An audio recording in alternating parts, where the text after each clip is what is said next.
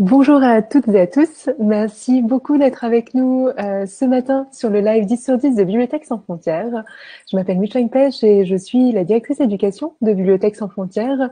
Et nous avons la joie aujourd'hui de recevoir Delphine de Hemtine, qui est orthophoniste ou logopède, comme on dit en Belgique, psychopédagogue, auteure, formatrice et qui est aussi la fondatrice de l'association Jouons Malin. Merci énormément Delphine d'être avec nous ce matin. Merci beaucoup de m'accueillir. Je suis désolée du retard que nous avons ce matin. Nous avons quelques minutes de retard dû à un léger souci technique. Je vous remercie d'avoir été patient et je vous propose que nous démarrions sans tarder.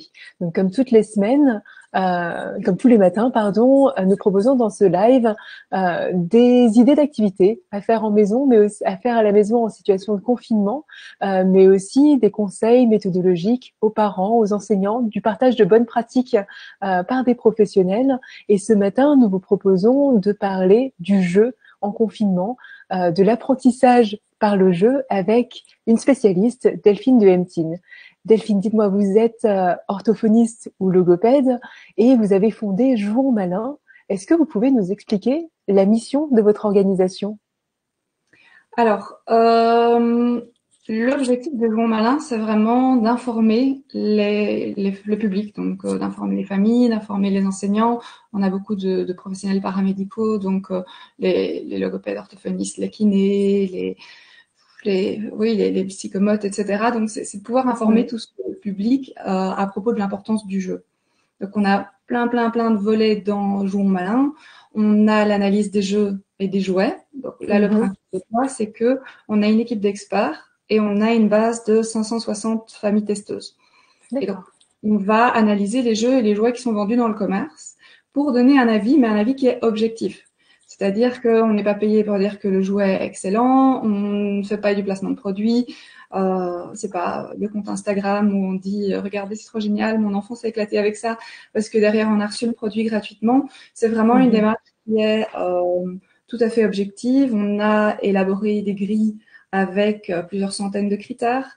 Les jeux et les jouets, il y a une partie qu'on va acheter nous-mêmes, qu'on va essayer vraiment de chercher pour pouvoir donner l'avis, parce que voilà, ça nous a attiré dans un rayon ou parce qu'on l'a vu en publicité et on se dit tiens, Mhm. le fabricant en vente ça, est-ce que oui ou non ce jeu mérite vraiment tous les arguments de vente? Et Mhm. puis il y a aussi des jouets maintenant qu'on nous envoie. Là, on a travaillé avec des avocats pour faire des contrats qui sont vraiment en béton et qui permettent de nous protéger et de protéger notre objectivité. Chaque jeu, chaque jouet qu'on va analyser va passer par tout un processus d'analyse. On parle quand même de 12 heures d'analyse, ce qui est quand même quelque chose de très complet, et va être analysé par l'expert. L'expert, c'est quelqu'un qui est diplômé en sciences de l'éducation, en sciences psychologiques, en sciences et techniques du jeu, donc qui a vraiment un regard théorique. On veut qu'il ait une pratique de terrain aussi. Et le même jeu, le même jouet va aussi être testé par des familles testeuses. Parce qu'on se dit, ben voilà, l'expert, il a toute sa connaissance et c'est très très bien, il a sa pratique de terrain, mais c'est pas l'utilisateur final. Et parfois, l'expert va dire, oui, le jeu est très bien, mais bon, la figurine du chien est un peu trop grande par rapport à la réalité. Et on voit qu'au final, dans les familles, les enfants sont super contents et donc ça permet de pondérer aussi et d'ajuster un peu les analyses. Et donc, il y a toute cette partie où on va analyser les jeux, les jouets. Et donc, sur Jouons Malin, sur les réseaux sociaux, on donne le résultat des analyses. On fait chaque fois un shooting photo aussi, parce que je pense que ça nous est tous Mhm. arrivé. On achète un jeu en cadeau, on est très fiers, on ouvre la boîte, puis on est vachement plus déçu en voyant que c'est tout petit, ça ressemble pas à la publicité, etc. Donc, Mhm. on prend le shooting photo aussi, de manière à donner toutes les informations. On a développé un label de qualité. Donc là, on n'a pas encore eu le temps de beaucoup le lancer, mais le but, c'est de vraiment pouvoir afficher les jeux et les jouets qui répondent à nos standards de qualité. Donc pour ça, on a aussi été faire valider nos grilles à Mhm. Montréal par des spécialistes. Donc là, il y avait aussi tout un autre process. Et alors, avec Jouons Malin, on fait pas mal d'autres projets. Donc, on donne des conférences sur l'importance du jeu, le jeu pour se reconnecter avec ses enfants, le jeu pour dépasser Mhm. l'apprentissage, le jeu comme outil de résilience. Donc, on est vraiment dans tout ce qui est conférences. On donne pas mal de formations aussi dans les écoles, dans les centres d'aide à la jeunesse. Donc, on est plus dans la formation euh, des professionnels qui peuvent utiliser le jeu comme outil. On va Mhm. utiliser le jeu aussi avec les parents Donc, on va leur expliquer comment est-ce qu'ils peuvent faire pour améliorer leur relation avec l'enfant. Donc là, c'est encore un autre public. On intervient aussi ponctuellement, donc on a intervenu plus pour des événements caritatifs ou autres, ou des événements en plus d'éducation permanente, ou alors nous, on vient avec les jeux, on fait des animations et on essaye d'apporter un petit peu de... Enfin, dépendant du public, parfois ça peut juste être un moment de joie, un moment où on oublie les soucis de la vie, parfois ça peut être vraiment un moment d'éducation et de culture dans des publics qui n'y ont pas accès. Donc ça, c'est un autre des volets. Puis, en fait, il y a vraiment beaucoup de projets. On a une campagne d'information sur l'importance du jeu avec des grandes affiches qu'on a envoyées dans plein d'écoles, de centres de consultation et d'hôpitaux en France, en Suisse et en Belgique. On essaye beaucoup d'informer à ce sujet. Et puis alors, il y a l'écriture de livres aussi sur l'éducation ludique, l'éducation par le jeu. Donc voilà, ça c'est les principaux. On a encore plein de projets sur le feu, mais on agit progressivement. Merci beaucoup, Delphine. C'est en effet un sujet que vous traitez sous des angles très différents. Et vous nous parliez tout à l'heure de l'importance du jeu pour l'apprentissage. Est-ce que vous pouvez nous en dire un petit peu plus pour les parents, les enseignants qui nous écoutent? Mais le jeu, en fait, c'est vraiment le vecteur d'apprentissage qui est le plus naturel pour un enfant. Bon, ici, je parle d'enfant parce que c'est un peu l'angle qu'on prend, mais quelque part, le jeu pourrait être un vecteur d'apprentissage tout à fait parfait pour une personne âgée, pour un adulte, pour un employé, pour un indépendant, chef d'entreprise. C'est vraiment pour tout le monde. Mais si on revient à l'enfant, puisque c'est le sujet et le public, c'est vraiment par le jeu que l'enfant va apprendre le plus de choses et de manière la plus naturelle possible. On se dit souvent apprentissage égale école ou égale scolarité ou égale quelque chose de rigide et de strict, mais en fait, si on réfléchit et si on repense à tout ce qu'on voit même dans la nature, le jeu, c'est le mode d'apprentissage le plus naturel. Quand le bébé, je sais pas, le bébé jaguar, le bébé lion, comment est-ce qu'il apprend à développer ses compétences de fauve? Mais tout simplement en jouant. Il s'entraîne à attraper ses proies en jouant, il s'entraîne à avoir sa place dans la meute ou autre en jouant.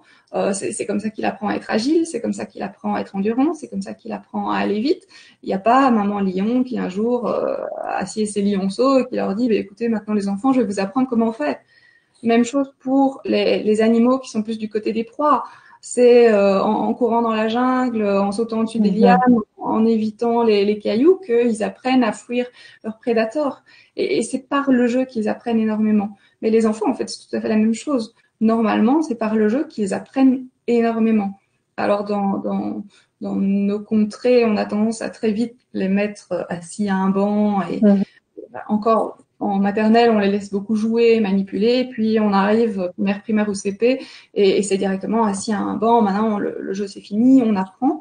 Alors qu'en fait, par le jeu, l'enfant apprend tout autant et il apprend énormément et on peut vraiment tout apprendre par le jeu. Et évidemment, l'école a sa place parce qu'il y a tous ces apprentissages qui sont des apprentissages je vais dire culturels, des apprentissages même de toutes ces matières qui sont super importantes dans la vie et qui sont structurées. Mais je pense que le jeu vient en complément pour apprendre toute une autre série d'apprentissages qui sont des apprentissages essentiels aussi et qui viennent compléter. Si on prend le jeu de l'enfant de maternelle, ben en jouant, il va apprendre à développer sa motricité fine, il va apprendre le contrôle de son corps, il va apprendre les compétences sociales. Un enfant qui n'a pas eu l'occasion de développer tout ça, il peut être dans les meilleures écoles après, ben il va pas être très adroit parce qu'il se sera pas assez entraîné, il va pas avoir dépassé des situations problèmes, etc. Donc le jeu vient vraiment en complémentarité à l'apprentissage scolaire et devrait même avoir une place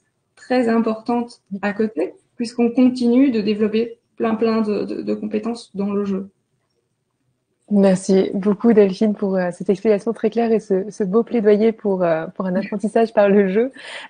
Pour toutes celles et tous ceux qui nous rejoignent, nous sommes avec Delphine de Hemtine qui est la fondatrice de Jouons Malin et qui est aussi orthophoniste logopède et formatrice.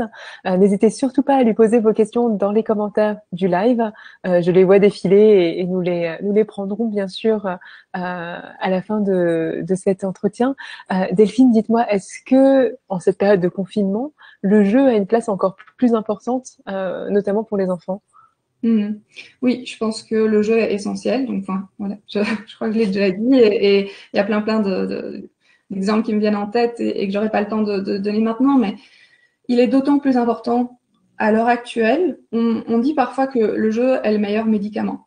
Alors, de nouveau, toute raison gardée, c'est clair qu'il y a médicaments et médicaments. Mais pour les petits bobos de la vie, pour le stress actuel, pour ces périodes qui sont assez pesantes, le jeu, c'est la porte qui ouvre vers un monde un peu plus beau, vers le jardin dans lequel on a envie d'aller quand on n'en a pas.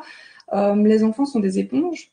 Ils voient bien que maman, papa, ou en tout cas les personnes avec qui ils vivent, se comportent autrement, parce qu'on est tous touchés de près ou de loin, qu'on ait perdu quelqu'un ou pas, qu'on soit effrayé ou pas, qu'on soit malade ou pas. Il y a des personnes qui perdent leurs emplois. Enfin, voilà, c'est une situation qui n'est pas habituelle. Et les enfants le voient bien. D'un coup, ils sont à la maison, ils doivent continuer l'école ou pas à la maison, parce qu'en Belgique, c'est pas vraiment la même chose qu'en France. Mais tout est bousculé. Et pour eux, bah, même si c'est très très chouette de rester à la maison, ils absorbent, ils voient bien que pas s'inquiètent ou ils entendent ce qu'ils entendent au journal parler, etc. Et donc ils emmagasinent toute une série d'émotions et c'est par le jeu qu'ils vont pouvoir leur sortir. Alors évidemment, on peut parler avec eux, c'est génial. On a les livres aussi, les livres, c'est nouveau, c'est un outil qui est merveilleux et dont on pourrait parler pendant des heures. Et puis il y a le jeu qui vient comme un outil en plus. Et en faisant jouer l'enfant, ben, on va lui permettre de ressortir tout ce qu'il ressent. Et pour ça, en fait, l'enfant, il n'a pas besoin de nous. Il a besoin qu'on le laisse jouer. Parce que dans la vie quotidienne, c'est toujours un peu, enfin, en période hors confinement, c'est toujours un peu la course. Lève-toi, dépêche-toi, habille-toi, on va arriver à l'école, on est déjà en retard, et puis on arrive, on le balance à l'école, on va au travail, on va le chercher, puis le temps qu'on rentre, ben, il faut faire à manger, vérifier les devoirs. Enfin, et là, quand il veut jouer, on est plutôt à lui dire, dépêche-toi, ou pas maintenant, ou demain, oui, mais 5 minutes. Maintenant, on a quand même, enfin, les enfants ont quand même un peu plus de temps pour jouer, normalement. Même si à l'école, même s'il y a des devoirs, il n'y a plus les trajets, on peut gagner du temps. Et donc, se dire, capitalisons ce temps pour leur permettre de rattraper tout ce retard de jeu. Parce qu'en fait, ils en ont besoin. Et ils en ont vraiment besoin, ça se voit parce que si on prend, enfin, il y a plein d'exemples, si on prend les enfants qui vivent des situations graves ou moins graves, mais en tout cas qui sont problématiques pour eux. On va prendre un enfant qui doit aller chez le médecin faire un vaccin. Il n'a pas envie, il a peur, la piqûre. Les jours avant, souvent l'enfant est un peu, s'il le sait, en tout cas, il est un peu plus stressé, il peut être un peu plus pénible. Il va aller chez le médecin, il est là, il comprend pas toujours tout, on lui fait mal. Donc, comment il va réagir l'enfant? Il va pas être content ou il va avoir peur, etc. Quand il rentre à la maison, que font souvent ces enfants? Ils rejouent ça. Si on les laisse jouer, on va le voir qu'il va jouer avec son doudou et il va commencer à être le méchant médecin qui fait des piqûres ou il va jouer avec ses figurines et il va le rejouer d'une manière ou d'une autre. Parce qu'en fait, il a besoin de reprendre du pouvoir sur la situation. En un coup, c'est lui qui devient le médecin ou c'est lui qui soigne doudou. Donc, il a l'impression justement qu'il peut agir. C'est la même chose pour l'enfant qui se fait harceler à l'école. Souvent, dans le jeu, on peut le voir. Il va avoir un jeu peut-être plus agressif ou dans son jeu, il va pouvoir exprimer, il va pouvoir ressortir les propos qu'il a entendus, qu'on lui a dit. Les enfants qui vivent dans des zones de conflit, des zones de guerre, à l'extrême, certains enfants ne jouent plus du tout. Ça, c'est vraiment quand ils ont vécu les traumatismes extrêmes. Toute une série de ces enfants vont reprendre le jeu, mais vont avoir un jeu qui va être marqué par ce qu'ils ont vu. Ils vont jouer aux soldats, ils vont revivre les morts qu'ils ont vus, etc. Et en fait, nous, en tant qu'adultes, parfois, on est un peu effrayés quand on les voit jouer et on se dit, mon Dieu, mais c'est agressif. Mais pour eux, c'est une manière de se soigner. Pour eux, c'est une manière de ressortir. Et le jeu, c'est du semblant. Quand je joue avec mon copain et qu'il me tire dessus et que je dis, ah, je suis morte, et puis qu'après, je ressuscite et que je lui cours derrière, c'est parce que je sais que c'est faux. Et donc, l'enfant, ça le rassure d'être dans ce contexte qui est faux. Et dans ce contexte qui est faux, de pouvoir tester d'autres possibilités. Tiens, si pour une fois, c'était moi le prof qui crie sur les élèves. Ou tiens, si pour une fois, c'était moi le docteur qui fait la piqûre. Et puis, de pouvoir, oui, c'est ça, rejouer toutes les autres possibilités, prendre un autre rôle et essayer de, comme on pourrait en parler, l'enfant, il a peut-être pas tous les mots, il a pas notre vocabulaire, il a pas toujours notre analyse. C'est sa manière de pouvoir en parler, de pouvoir ressortir tout ce qu'il vit. Donc, je pense vraiment qu'actuellement, le jeu, il est vraiment essentiel. Et donc, il y a les apprentissages scolaires, il faut garder les enfants ancrés là-dedans, c'est clair, mais il y a leur santé psychique et mentale aussi. Mhm. Si l'enfant est pas bien, ben, on peut faire tout ce qu'il veut. L'enfant, il n'apprendra pas. Et donc, de lui donner ce cocon dans lequel il peut se ressourcer, ce jeu dans lequel il peut se sentir bien, ce jeu qu'on peut partager aussi parfois avec lui, pouvoir jouer avec lui, pouvoir partager des moments de qualité. Alors, je dis parfois parce que je crois que, voilà, on va pas tout le temps jouer. L'enfant a besoin de sa bulle, il a besoin de jouer. Et puis, les parents ont aussi toute une série d'obligations qui fait que, voilà, ils vont pas jouer tout le temps avec l'enfant. Mais c'est très, très bien, justement, Ouais. laisser l'enfant avoir sa bulle et jouer, et puis jouons aussi parfois avec lui pour se reconnecter et profitons de ces moments pour le faire. Merci beaucoup, Delphine. Ce que vous dites me rappelle aussi parfois le rôle que le dessin peut avoir dans le processus de guérison quand on a vécu un trauma ou un événement en tout cas un peu perturbant, en tout cas fort en émotion. Vous savez, on travaille par exemple dans des contextes humanitaires, dans des camps de réfugiés où on voit dans nos projets des enfants qui ont vécu qui ont vu des choses, qui ont été les témoins d'exactions, de violences qu'ils n'auraient peut-être pas dû voir à cet âge, et on voit dans leur cahier de dessin des dessins qui sont très paradoxaux, des scènes de joie, de vie, de musique, à côté de scènes de violence, et le tout mélangé. Et parfois, effectivement, ça peut faire peur aux animateurs qui les accompagnent, aux enseignants qui les accompagnent, en se disant l'enfant doit être traumatisé. Et pour certains, c'est une façon effectivement de reprendre un peu le contrôle. Et ce mot qu'on traduit mal en français, qu'on appelle en anglais empowerment, qui est le fait de leur redonner le pouvoir finalement et d'être dans une situation d'acteur et peut-être de maîtriser un peu plus la situation que ce qui a été la réalité de leur vécu. C'est tout à fait ça, et c'est toutes des pratiques en fait qui sont créatives. Que ce Exactement. soit les dessins, que ce soit certains vont partir dans le chant, d'autres vont partir en faire de la musique, d'autres vont partir en faire dans la danse, écrire des poèmes, écrire son histoire.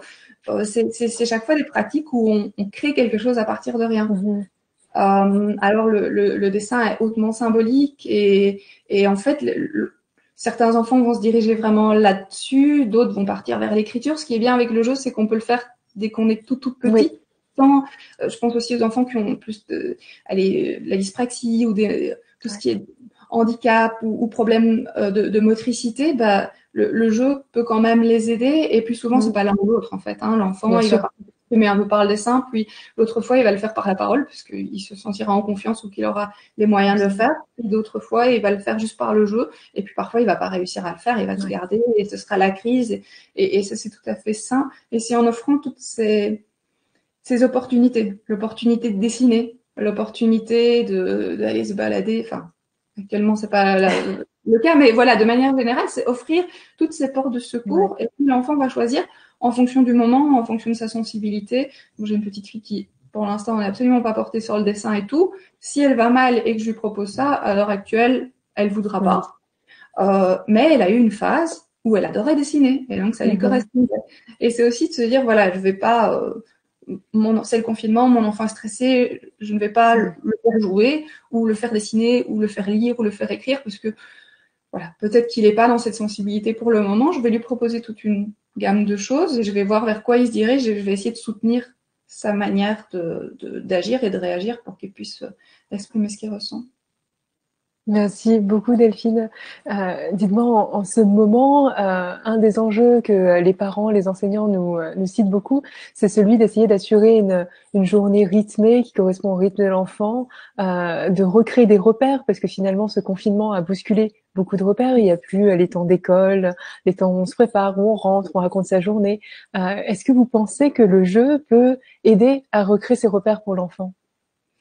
Alors, je crois que le jeu, on peut l'utiliser pour structurer, pour créer des repères.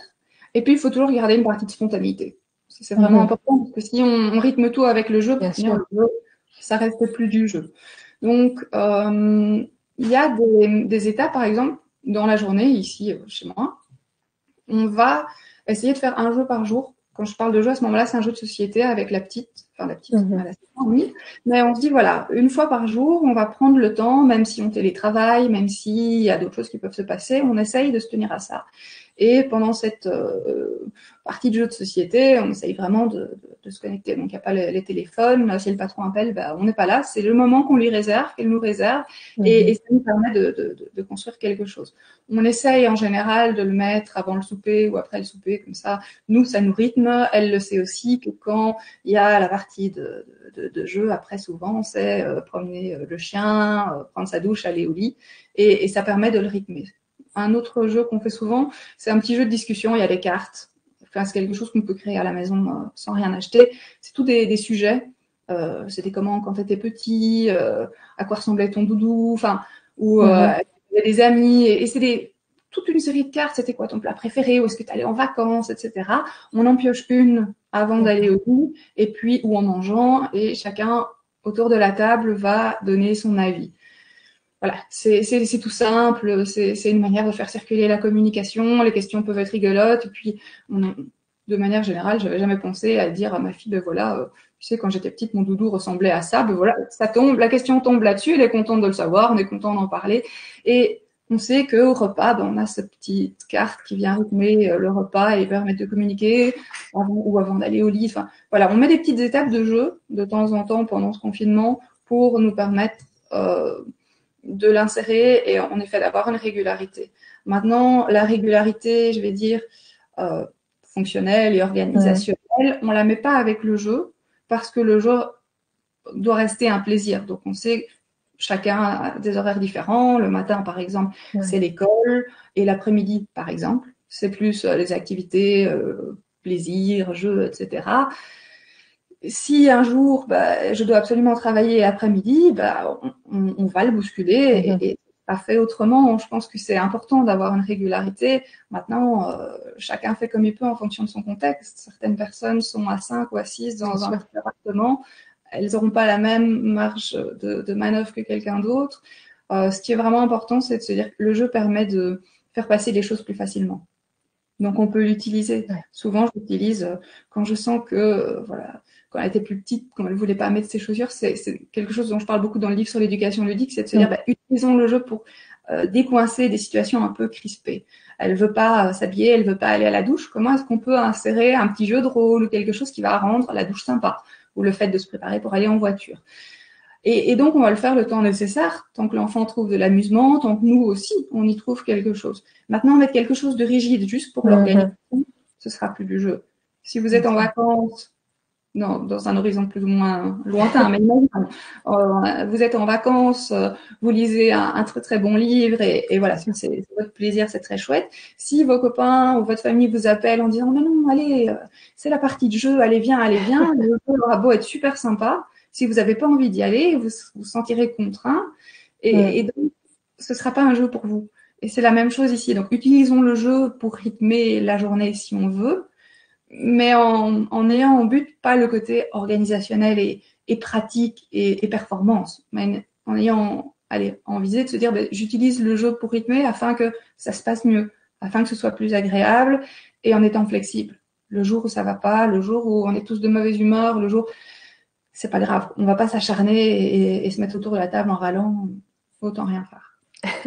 Bien sûr, ce que vous dites, Delphine, me rappelle beaucoup les discussions qu'on a pu avoir avec d'autres spécialistes du jeu. Alors, on a eu cette discussion avec un collègue pardon de BSF Belgique, Jonathan Smith, que vous connaissez. On a eu cette discussion avec un spécialiste du jeu vidéo aussi, où il nous rappelait l'importance, le rôle du jeu pour l'apprentissage et l'acquisition d'un certain nombre de compétences, mais la nécessité aussi simplement de garder le jeu comme un objectif ludique en se disant le jeu peut aider à apprendre, mais justement, c'est simplement en utilisant la mécanique du jeu qu'on acquiert des compétences et en lui donnant un objectif trop sérieux, on peut parfois enlever cette nature ludique, non contraignante, libératrice du jeu et en réalité aller à contre-courant par rapport à l'objectif bénéfique qu'on essaye d'avoir auprès de l'enfant.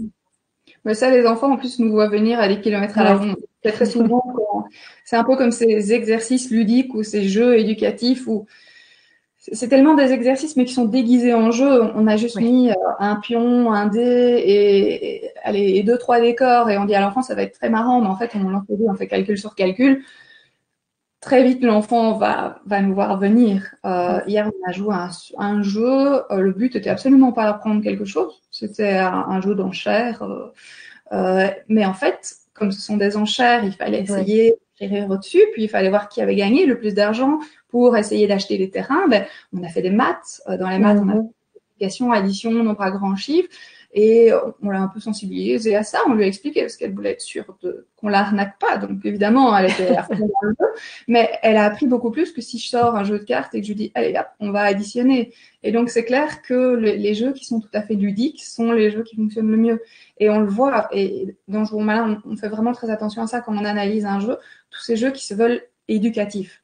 En fait, techniquement, tous les jeux sont éducatifs. Une poupée est éducative. Elle apprend plein de choses à l'enfant. Elle apprend en motricité fine, à faire des petits boutons, à prendre soin d'un enfant. Elle apprend les compétences sociales, elle apprend le langage. Enfin, on apprend vraiment beaucoup de choses avec une poupée. On apprend avec des Legos, on apprend avec des puzzles, on apprend avec, en faisant de la patouille dans la boue. L'enfant, il apprend aussi plein de choses. Et les jeux qui se veulent éducatifs, c'est estampillé en grand sur la boîte. Souvent, pas tous, mais souvent, ce sont des exercices déguisés. Et le côté ludique, il est caché, il est bien caché. Et donc, c'est vraiment quelque chose qui est dommage. Alors, il peut y avoir des jeux d'apprentissage. En orthophonie, on utilise beaucoup des jeux pour rééduquer, parce que ce sont des enfants qui ont des difficultés. Donc, si on prend un enfant dyslexique qui n'arrive pas à apprendre à lire, pour qui c'est vraiment laborieux, si on lui dit, allez, hop, tu ouvres un livre, on va lire ensemble, bah, le pauvre, on le confronte frontalement à sa difficulté, ça peut être très difficile. Donc, on va utiliser le jeu pour essayer de décoincer, pour essayer qu'il puisse s'entraîner. Mais de nouveau, on essaye que ce soit ludique, que ce soit amusant. Et donc, que ce soit voilà pour rythmer la journée, que ce soit pour apprendre quelque chose en tant que tel, essayons de garder le plaisir de jouer, parce que je pense que c'est vraiment ça qui est la clé de la réussite. Absolument, merci, merci beaucoup Delphine. Et à contrario, on peut aussi avoir des activités purement éducatives qui, parce que c'est la sensibilité de l'enfant, l'enfant va y trouver un aspect ludique simplement parce que c'est quelque chose qui lui parle. Mais l'aspect ludique est très très personnel, en effet. L'enfant qui est passionné par les dinosaures va trouver ça génial et va vraiment triper d'avoir son livre sur les dinosaures. Et ce serait comme un jeu pour lui. Il est vraiment bien là-dedans. Nous, si on est vachement moins intéressé, ça nous parlera pas. Mais c'est la même chose pour un jeu de société. Exactement. Ou pour un jouet. On a des super jeux aimantés qui sont en plus translucides et donc on peut construire des trucs en 3D.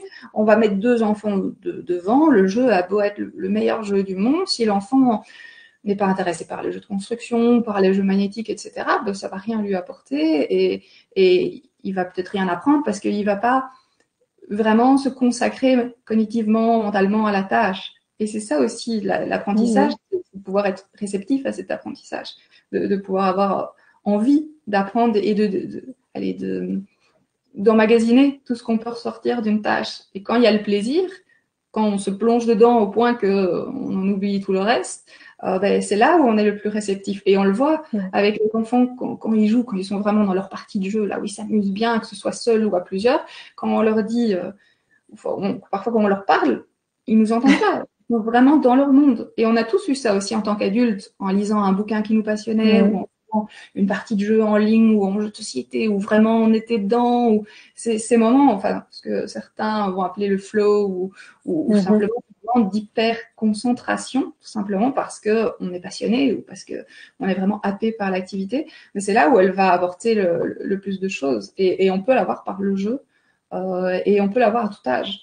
On arrive vraiment grâce au jeu, à avoir ça chez des personnes qui sont des personnes âgées. On peut avoir ça chez des enfants qui ont des handicaps, qui n'ont pas d'handicap, qui ont des parcours très difficiles, qui ont des parcours plutôt privilégiés. On arrive vraiment à avoir ça chez tout le monde. C'est ça qui est beau, c'est de se dire que c'est un outil en fait qui est polyvalent, qu'on peut utiliser avec beaucoup de monde et qu'on aurait tout intérêt à utiliser beaucoup plus dans plein de contextes, que ce soit à la maison, que ce soit en thérapie, à l'hôpital, à l'école, dans des camps pour des personnes réfugiées, dans des maisons de repos, dans les bureaux, même dans les ministères, il ferait bien de l'utiliser aussi. Donc voilà, c'est vraiment un outil qui est d'une richesse exceptionnelle qu'on commence à utiliser de plus en plus, mais qu'on est encore loin d'utiliser autant que c'est vrai. Et Delphine, est-ce que vous auriez des idées d'activités qu'on peut faire chez soi en cette période de confinement? Alors, ça dépend évidemment de chaque famille, de chaque. Enfin, je dis Bien famille, sûr. mais je pense aussi aux enfants qui n'ont pas la chance d'être en famille, parce que on a tous nos codes, nos règles, et ce qu'on accepte ou ce qu'on n'accepte pas. Mhm. Euh, Ce qui serait génial, c'est de pouvoir dire, ben voilà, l'enfant doit pouvoir expérimenter, doit pouvoir tester, doit pouvoir essayer. S'il a envie, enfin, laissez-lui des cartons, laissez-lui, il construira des choses à tout âge. Hein. Même les plus grands arrivent à trouver des choses qui les intéressent. Maintenant, certaines personnes habitent dans des endroits qui sont vraiment très petits, certaines personnes n'ont pas tout le matériel non plus à Bien disposition. sûr. Donc, c'est une question qui est délicate dans le sens où si je préconise quelque chose, j'exclus automatiquement toute une partie. Ce que je pense qui est vraiment important, c'est de proposer un maximum d'activités et de jeux différents. Ce qu'on va pouvoir faire, c'est de temps en temps des jeux de société. Maintenant, le jeu ne s'arrête pas aux jeux de société. Et donc, c'est aussi de se dire, voilà, de temps en temps, tu t'ennuies, c'est très bien, parce que ça développe ta créativité, apprends à t'occuper Mhm. par toi-même. Puis, de temps en temps, je sais pas, essaye de construire quelque chose toi-même. Je sais pas, on a des cartons, on a de la frigolite, tiens, est-ce que tu voulais faire je sais pas, un bateau de pirate? Essaye. Alors très souvent au début l'enfant sait pas, mais non, ça ressemble pas, non, mais trouve, vas-y, découpe, colle, et puis si ça va pas, c'est pas grave. De toute façon, c'est des cartons qu'on allait jeter quand les poubelles allaient passer. Donc essaye. Et puis de temps en temps, on va lui lancer un défi. Ça fonctionne bien aussi. Ici, on a un Mhm. pot, un défi, on le voit un peu partout sur les réseaux sociaux. Mais donc, avec Jour Malin, on a fait un template avec, je pense qu'il y a 40-50 défis. On les a mis là-dedans. Quand vraiment elle s'ennuie, elle en pioche un et elle essaye de le réaliser. Ça peut être construire une tour plus grande que toi. Quand l'enfant a déjà 8 ans, il peut y aller. Et donc, ça l'occupe pendant quelques temps. Ça peut être essaye de faire ton autoportrait et donc on fait une photo, on l'imprime vite, elle le met à côté, elle essaye de se peindre. Enfin, de nouveau, ça dépend de la sensibilité, ça dépend du matériel qu'on a à Bien disposition. sûr. Mais on peut jouer vraiment avec tout du. Ce qui est vraiment intéressant, c'est d'essayer de profiter de cette période pour ne pas faire toujours le même type de jeu. Donc, les jeux de Mhm. société, c'est top, mais on va essayer de lancer plein de types de jeux différents en se disant, voilà, on va voir à quoi l'enfant adhère. Et puis le jeu, ça peut être en effet le jeu expressif, ça peut être les bricolages. Ça, on fait beaucoup aussi. Tout ce qui est les pâtes sensorielles, donc on a Mhm. le cosmétique, mais on a aussi la pâte à modeler. Pour ceux qui en ont pas, c'est très très facile de le faire avec des ingrédients chez soi aussi. On peut partir dans tellement de choses ici. Pour l'instant, on est dans la période d'expérience scientifique, donc elle va vouloir regarder dans les livres, mais on peut aussi le faire avec ce qu'on a dans les armoires sans rien acheter. Mais tiens, qu'est-ce qui coule, qu'est-ce qui flotte, est-ce que les liquides se mélangent pas? Pourquoi? C'est toutes des choses qu'on peut essayer à moindre frais. Et puis c'est le moment aussi de jouer avec les jouets, parce Mhm. que on a des enfants, en tout cas pour beaucoup, qui sont gâtés. Parce que même si on décide de ne pas les gâter et leur offrir plein de choses, il n'y a pas pli, mamie, tonton, tata, Oui. anniversaire, fête. Et donc ils reçoivent. Et puis ces jeux, ils sont dans le meilleur des cas sur les étagères, dans le pire des cas, ils sont partout dans la maison. Pour finir, les enfants jouent pas souvent avec.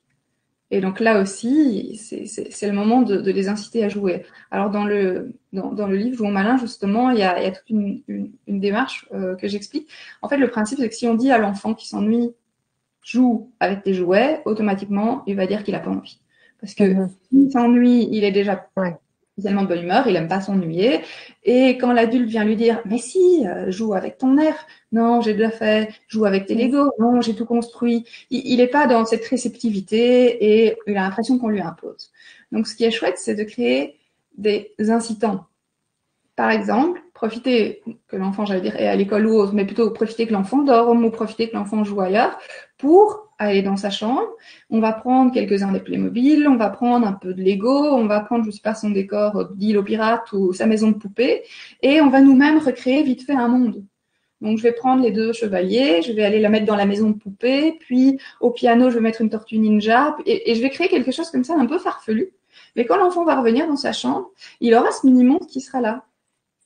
Et on dit rien spécialement, mais très vite, lui, il va se mettre à jouer parce qu'en fait, on aura détourné ses jouets autrement, on les aura Mhm. combinés, on aura remontré, tiens, ta maison de poupée, en fait, tu vois, tu peux l'utiliser et ça peut redevenir sympa, plutôt que de lui dire, ben non, me joue avec ta poupée, enfin, tu joues jamais avec, ou il a l'impression qu'on lui fait une injonction. Et en plus, là, quand on lui crée un nouveau monde dans lequel il peut jouer, quand on mélange ces jouets, ben, on suscite son imagination, sa curiosité, et donc ça fonctionne bien en général aussi pour les faire jouer. Donc je dirais, dans les activités, on peut tout faire, tout expérimenter. Le jeu musical, le jeu physique, même dans des petites surfaces, si on arrive à dégager de temps en temps, on peut le faire. On peut faire des jeux de société, on peut faire du jeu sensoriel, on peut faire tous les types de jeux, mais il faut voir ce qui est adapté à la situation de chacun. Le plus important étant d'essayer de sensibiliser l'enfant, de l'ouvrir peut-être à des types de jeux qu'il ne faisait pas auparavant, et puis de l'inciter à jouer un maximum, de lui donner envie de ressortir des jouets qu'il avait plus vus depuis longtemps.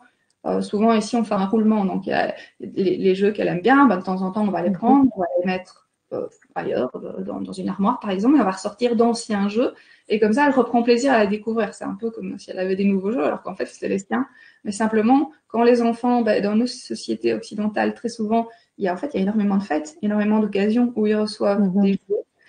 Il y en a tellement qu'ils savent plus avec quoi jouer, et donc le but c'est d'essayer de refaire naître l'envie de jouer avec tout ça.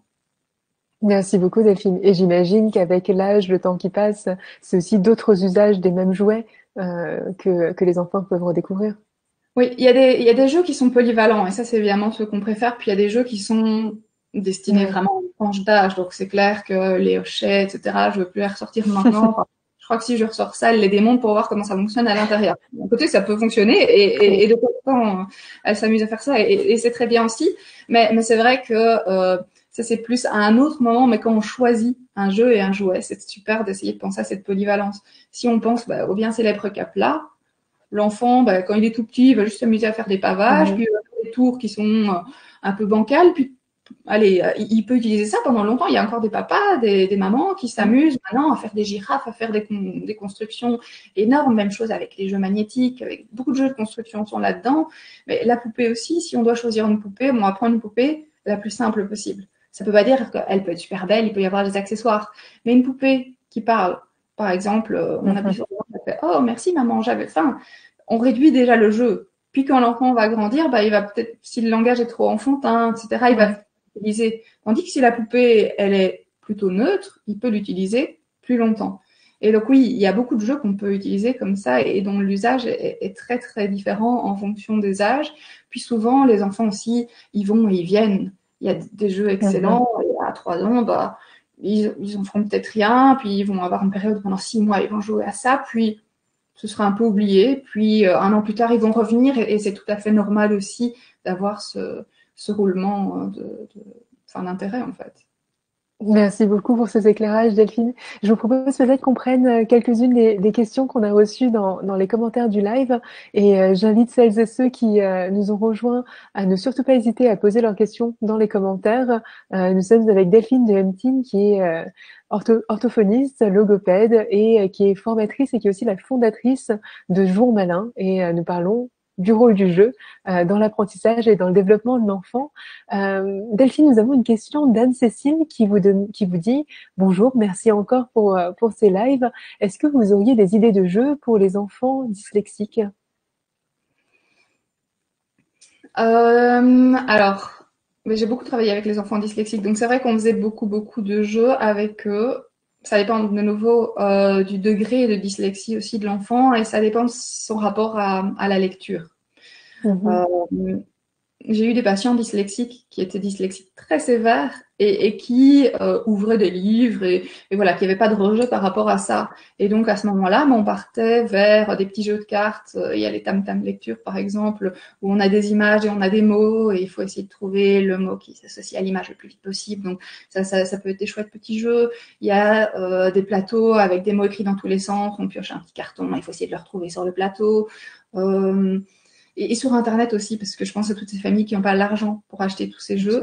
Sur Internet, il y a plein d'enseignants spécialisés, d'orthophonistes, d'ergothérapeutes et tout, qui mettent du matériel qu'il suffit d'imprimer. De nouveau, certaines personnes n'ont pas accès à une imprimante, etc. Mais voilà, il y a moyen d'essayer de trouver ça ou de le refaire soi-même. L'enfant dyslexique, ce qu'on va essayer de faire, c'est on va essayer de lui montrer que ça peut être sympa, la lecture. ça peut lui apporter quelque chose. Donc, dépendant, si vraiment il a un rejet, ben, on va pas partir vers les jeux où il doit lire la carte et le retrouver parce que c'est un jeu qui est vraiment trop orienté lecture directement. Donc, c'est chouette pour ceux qui arrivent quand même à le faire parce qu'on va quand même entraîner. Et puis, ça peut être assez ludique. On peut mettre des contraintes. On peut être du hasard quand le dé tombe. On doit lire 2 mots, etc. Pour ceux qui ont vraiment plus de frilosité ou qui ont vraiment un blocage par rapport à la lecture, ben, on va passer par tout à fait d'autres activités. Moi, ce que je fais, ben, c'est que je ne veux pas leur dire qu'on va jouer sur la lecture, mais on va jouer à quelque chose de tout à fait autre. Et puis, de temps en temps, ben, je vais lui demander de lire une petite consigne ou tiens, qu'est-ce qui est marqué là sur le jouet ou voilà, je vais partir par exemple sur un jeu de construction, parce que le jeu de construction, il faut rien lire. Et puis, je vais répondre, mais comment est-ce que je peux l'orienter autrement pour que de temps en temps, ils doivent lire une lettre ou un mot ou une syllabe. Alors, je sais que, on peut par exemple sur des Lego écrire au feutre effaçable ou à l'indélébile, si on n'a pas besoin de les garder nickel, quelques lettres. Et puis l'enfant, ben, quand il construit, ben, automatiquement, les lettres iront les unes à côté des autres, et donc il y a des syllabes qui vont se former. Et on peut comme ça essayer de lui demander de le lire. Et de nouveau, si l'enfant est totalement réfractaire à la lecture, si pour lui c'est un gros blocage, c'est pas une bonne idée non plus. Donc il faut essayer de voir comment pouvoir le faire avec cet enfant. Mais le but, c'est d'essayer vraiment de le raccrocher à la lecture et d'essayer de lui montrer que ça peut être chouette. Et si pour ça, sa passion à lui, c'est les Pokémon, peut-être que ça vaut la peine d'essayer de passer sur des jeux de Pokémon où la lecture, c'est absolument pas un objectif prioritaire. Il adore ses cartes, mais c'est bien, on va jouer avec lui, on va se dire, bah oui, je vais jouer avec lui aux cartes Pokémon. Enfin, souvent, les enfants, ils jouent à la bataille plutôt qu'aux vraies règles. Et de temps en temps, je vais dire, tiens, c'est quoi que t'as mis ça à la mèche? Mais je sais très bien qu'il a pas mis ça à la mèche. Et comme ça, je vais espérer qu'ils lisent le nom qui est marqué sur la carte avec, évidemment, en tant qu'adulte, je vais l'aider. Je suis pas là je suis là pour qu'il garde du plaisir. Et de nouveau, je vais pas faire ça pendant toute la partie du jeu. 90% du temps, je vais jouer avec lui, ça va être sympa et je vais faire vraiment les règles du jeu pur. Et puis, de temps en temps, je vais introduire un peu de lecture, lui demander de lire un nom, lui demander de lire une consigne, lui demander de lire un nombre de points et j'arrête là pour aujourd'hui. Et le lendemain, je vais peut-être essayer d'aller un peu plus loin. Si c'est pas, et vraiment en essayant de raccrocher à quelque chose qu'il aime. Ça, c'est pour moi le plus important. Et donc, pour résumer, si l'enfant est dyslexique et qu'il n'a pas de problème à quand même entraîner sa lecture, on peut partir sur des jeux plus d'apprentissage. Je peux, sur Jouons Malin, on a vraiment des listes de jeux qui travaillent les compétences scolaires, donc ce serait même plus facile que tous les énumérer. Mais il y en a énormément. Il y en a qu'on trouve dans les commerces et il y en a qu'on trouve dans les groupements aussi. Et puis alors, si l'enfant a vraiment un blocage, à ce moment-là, on va passer par des chemins de traverse pour essayer de le sensibiliser, mine de rien, et de l'aider petit à petit jusqu'à ce qu'il puisse se débloquer. Et à ce moment-là, on pourra passer à la vitesse supérieure. Merci beaucoup Delphine. Effectivement, ce sont plein de stratégies qui permettent à la fois de créer, d'associer une expérience ludique, sympathique, agréable à cette lecture et en même temps de valoriser l'enfant quand il arrive à lire des mots, des syllabes. Oui, il faut vraiment le mettre dans un contexte de réussite. Et c'est là aussi où c'est un jeu d'équilibre, parce que la dyslexie, en fait, c'est pas la dyslexie, il y a autant de dyslexie qu'enfants. Les enfants qui ont une dyslexie qui vont passer au-dessus relativement facilement, puis il y en a qui vont vraiment lutter avec ça pendant des années et des années et des années. Et donc, évidemment, il faut trouver la manière de leur parler et de les amuser. Et ça, c'est de repartir vers leur centre d'intérêt. Ça demande parfois un peu une gymnastique mentale, de se dire, OK, moi, il est passionné par le football. Comment est-ce que je peux faire? Il y a moyen. On va lui trouver des cartes de football. Ici, à un moment, c'était les fossiles. On va les regarder dans une encyclopédie ou sur Internet et on va essayer de trouver des images. Et puis, je vais dire, tiens, mais ça, c'est quoi? Et elle va essayer de trouver. Puis, on va regarder ensemble. On va essayer de trouver des livres. On va essayer de trouver d'autres jeux. Et c'est vraiment multiplier de nouveau les portes d'entrée. On va essayer de proposer plein de jeux différents. Je repense à la lecture. Une chose qu'on avait fait ici, on le fait pour les mathématiques, mais on peut le faire avec les lettres. C'est d'écrire à la craie, si on a la chance d'avoir une cour, un jardin, ou même sur le sol, un calcul ou des résultats. Et puis avec un fusil à eau, on lui dit par exemple 2 fois 3, elle doit aller asperger le 6. Mais on pourrait le faire avec des lettres et l'enfant doit pouvoir les lire. Enfin, c'est chaque fois changer la manière de revoir une matière, revoir un apprentissage en essayant de le rendre ludique et en se rappelant, c'est pas parce que tous les copains aiment quelque chose que lui aimera, c'est pas parce que le frère ou la sœur aimait bien faire ça que cet enfant aimera bien aussi. Donc, essayer de trouver ce qui est ludique pour cet enfant en particulier. Merci beaucoup Delphine. Et en parlant de frères et sœurs, on a peut-être une dernière question de Dalmal qui vous demande: bonjour, avez-vous des idées de jeux de coopération ou autres permettant de renforcer encore plus les liens entre frères et sœurs? Et en l'occurrence, ce sont des enfants de 5, 9 et 11 ans. Alors les jeux de coopération, bah, je pense que maintenant, en jeux de société, il y en a de plus en plus qui sortent. Et c'est vrai que souvent, ça fonctionne bien parce qu'on est tous unis dans la même quête. Attention que dans certaines fratries, c'est pas ce qui fonctionne le mieux non plus, parce que on va s'accuser les uns les autres. Mais oui, mais non, si on a vu, c'est parce que toi, tu n'as pas fait ça. Donc, on se dit toujours coopération égale la paix des ménages, mais voilà, c'est pas toujours automatique, c'est quelque chose qui se construit.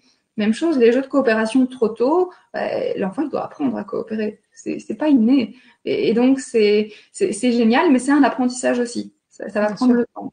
Il y en a plein de jeux de coopération et sur des thèmes très très divers. De nouveau sur Jouin, on peut en retrouver plein et je peux même adresser une liste aux personnes qui le veulent. Je pense ici à Luxontis, c'est un jeu où il y a des lumières qui s'allument et il faut essayer d'aller récupérer des parties de potions pour essayer que des monstres n'arrivent pas à un château. Mais ça va parler à certains enfants, puis le thème ne va pas parler du tout à d'autres enfants. Il y a le verger qui va parler à certains, qui va pas parler à d'autres. Donc voilà, ça dépend. Ce qui fonctionne très très bien aussi, c'est de leur donner un défi. Donc on n'est pas dans un jeu de société, parce que la coopération, pour moi, elle s'arrête pas au jeu de société, mais tous ces défis ludiques, de leur dire, ben voilà, ben, vous avez la journée pour essayer de construire une cabane avec des cartons, pour essayer de reproduire. Ici, je fais toujours des petites cartes avec des noms communs, guitare, sac, camion, etc. Elle en pioche un, et puis elle pioche autre chose où on a toute une série de jouets de construction. Donc, par exemple, elle va piocher guitare, et puis elle va piocher capla. Ah ben voilà, tu as 1 heure pour essayer de me construire une guitare en capla. Ou un sac à main en Lego, ou je sais pas, un dinosaure en Kleenex. Ça paraît simple. Mais quand on a ces barres de Kleenex qui en fait sont juste des barres en plastique sans modèle et qu'on se dit ok, je dois construire un sac à main avec ça, c'est créativité, on se casse vraiment la tête, c'est la résolution de problèmes, c'est le repérage spatial, enfin il y a plein de choses. Et ça on peut les faire en groupe. Et en plus il n'y a pas l'enjeu de perte par rapport au monstre ou que le loup va nous manger ou que le corbeau aura mangé tous les fruits. Et donc, ça apporte aussi autre chose. Et je pense que donc, les jeux de coopération en tant que jeux de société, c'est top. Et puis, essayer aussi de leur donner des défis à résoudre à plusieurs. Un puzzle, c'est bête les puzzles. Enfin, ça va être dans le sens, c'est simple. On connaît tous les puzzles. Mais ça peut être un super moment familial. On le met sur une table, on prend un puzzle d'un niveau un peu plus compliqué que prévu. Comme ça, quand on a plusieurs, tout le monde s'y retrouve. Et on met une musique que les enfants aiment bien. Et alors, ben voilà, tout le monde est là. On a un peu ce moment hors du monde, on essaye de placer les pièces et les grands aident les petits. Et alors, on a toujours l'impression que c'est les grands qui vont trouver plus de pièces. Souvent, mais parfois les petits, ils ont une très bonne vue, ils vont moins vite. Enfin, en tout cas, quand on a un groupe d'enfants, on a des personnalités différentes. On va avoir quelqu'un qui est plus frondeur, quelqu'un qui est plus réfléchi, etc.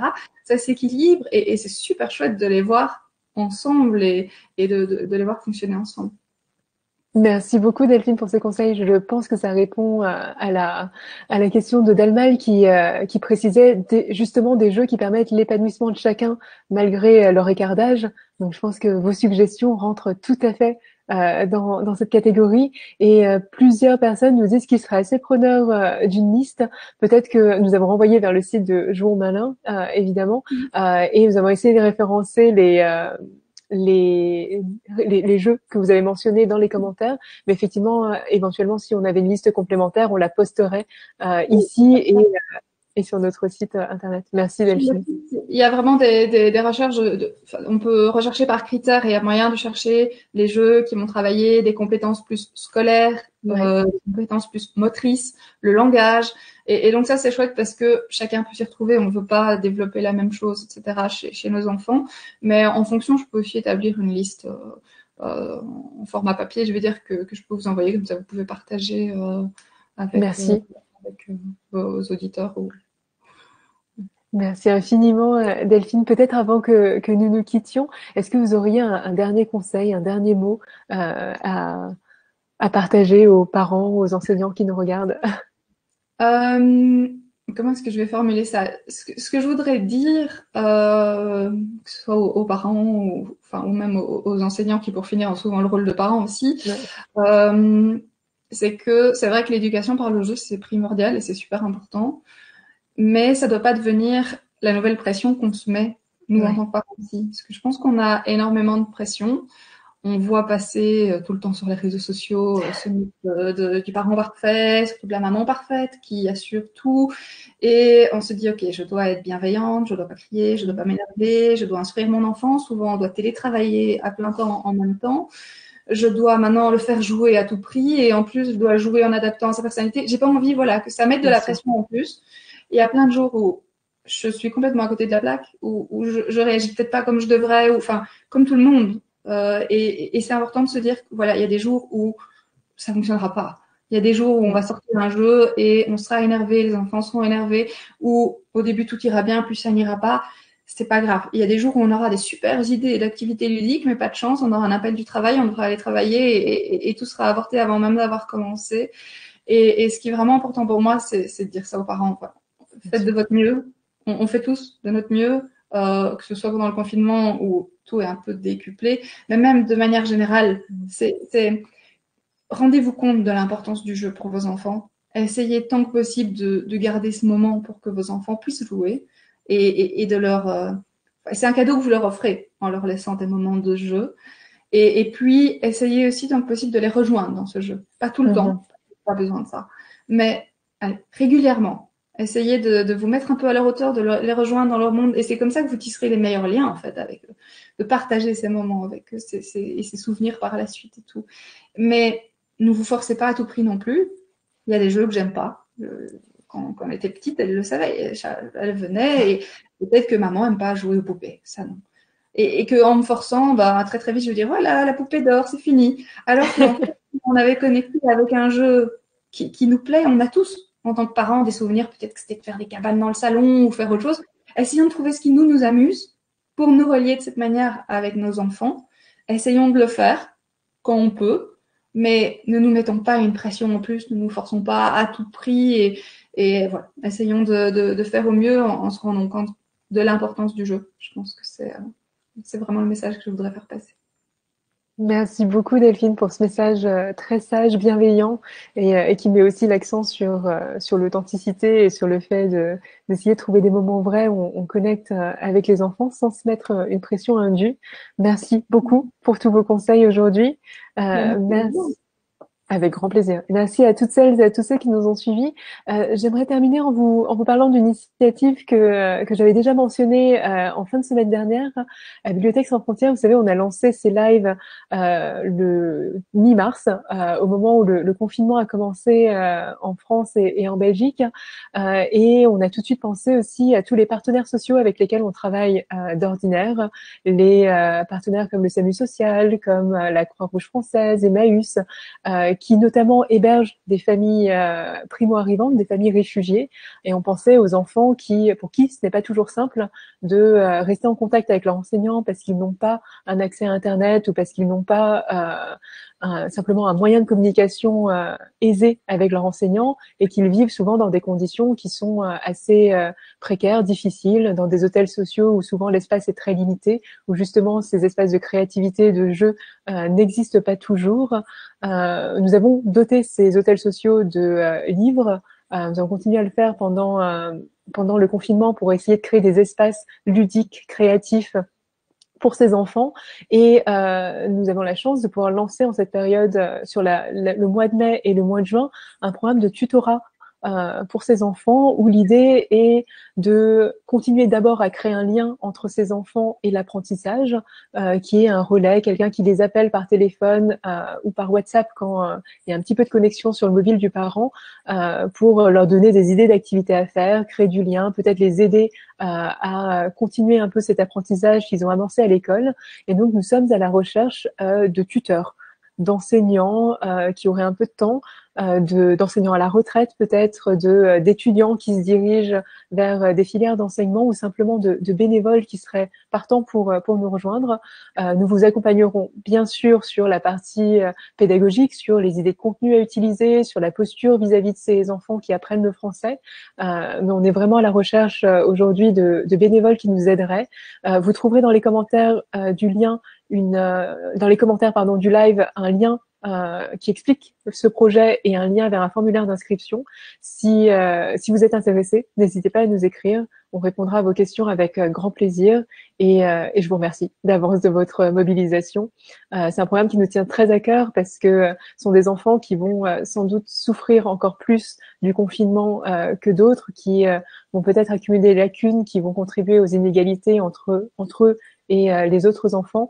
Donc, on aimerait vraiment pouvoir travailler avec vous à essayer de combler ces lacunes, ces inégalités. Donc, merci d'avance de votre intérêt et de votre mobilisation.